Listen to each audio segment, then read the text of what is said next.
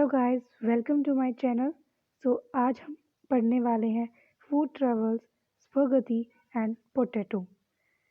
सो start करते हैं।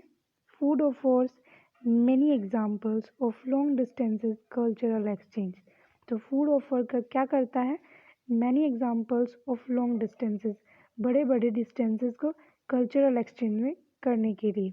तो जैसे कि कल्चरल एक्सचेंज से हम क्या समझते हैं, जैसे कि हम कहीं भी ट्रैवलर्स या ट्रेड्स करने जाते हैं तो हम हमेशा फूड लेके जाते हैं, तो वो एक इम्पोर्टेंस देता है किसको? कल्चरल एक्सचेंज को।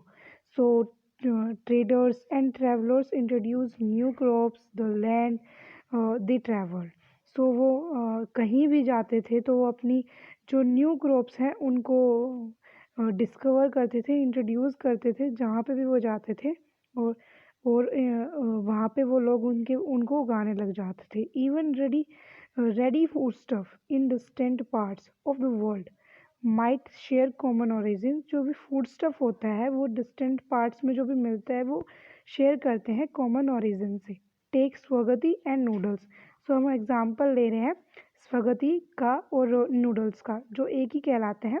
इट इज़ बिलीव्ड दैट, ये माना जाता है कि noodles travelled from China to west. जो नूडल्स हैं वो चाइना से वेस्ट तक मतलब ट्रैवल करते थे टू बिकम स्वगति। तो नूडल्स को ही हम स्वगति कहते हैं। ये चाइना से वेस्ट में गया और इसको स्वगति कहने लग गए।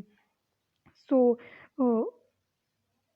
और perhaps Arab traders took pasta to 15 century. जो अरब ट्रेडर्स थे वो पास्ता लेके गए 15 सेंचुरी में Sicily and island now in Italy, जहाँ जिसको हम जानते हैं अब किस नाम से? इटली के नाम से। सिमिलर फूड्स वो also known in India and Japan. ऐसे ही कुछ फूड्स हमें इंडिया और जापान में भी देखने को मिलते हैं। So the truth about their origin mean never be known. So इनके मतलब ओरिजिन के बारे में सही किसी का भी पता नहीं लग पाया है। So yet such guess works suggest the possibilities of long distance cultural contact even in the pre-modern world। तो ये हमें क्या बताता है कि पहले जो लोग थे वो फूड को ट्रैवल करवाते थे लॉन्ग डिस्टेंसेस, कल्चरल एक्सचेंज करता था फूड। तो ये इनकी मतलब इनका ओरिजिन, रियल ओरिजिन अभी तक नहीं जान पाए हैं। So many of our such as potatoes, जैसे कि पोटैटोज है, सोया है, जो ये ग्राउंडनट्स है, माइजे है, टोमेटो है, चिली है, स्वीट पोटैटोज है and so on, were not known to our ancestors. जो हमारे पूर्वज थे वो इन फूड्स को, जैसे कि potatoes, soya, groundnuts, maize, tomato, chillies, sweet potatoes, इनके बारे में नहीं जानते थे 5 सेंचुरीज अगो, 5 सेंचुरीज पहले। Their foods their foods were only introduced in मतलब जो ये फूड्स थे ये ओनली इंट्रोड्यूस कहाँ पे हुए थे? इन यूरोप एंड एशिया में। जब क्रिस्टोफर कोलंबस ने जब एक्सीडेंटली डिस्कवर कर दिया था किसको? The vast continent. किसको? क्रिस्टोफर कोलंबस ने अमेरिका की खोज की थी। तो discovered vast continent that would later become known as America. तो उसने अमेरिका की खोज कर दी थी। सो अब नेक्स्ट पे चलते हैं। Hair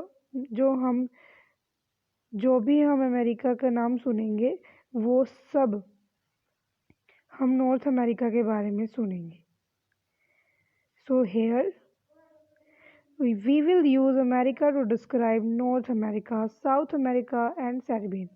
In fact, many of our common foods, जो हमारे जो common foods हैं, बहुत से जो हमारे common foods हैं came from America's original inhabitant। जो हमारे common foods हैं ये कहाँ से आए हैं? America's original जो inhabitants हैं वहाँ से आए हैं, the American Indians से आए हैं।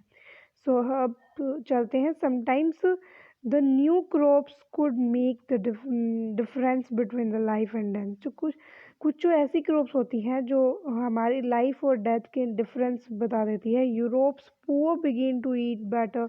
जो यूरोप के जो गरीब लोग थे वो अच्छा खाने लगे, live longer life with introduction of the humble potato. तो वो अपना जीवन पूरा जीने लगे किसका इंट्रोडक्शन से? हाँ, जो हम्बल पोटैटो था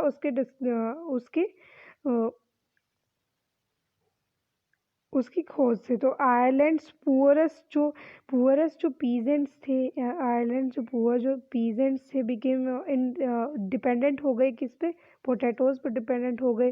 that when disease destroyed the potato crop in the mid 1840s।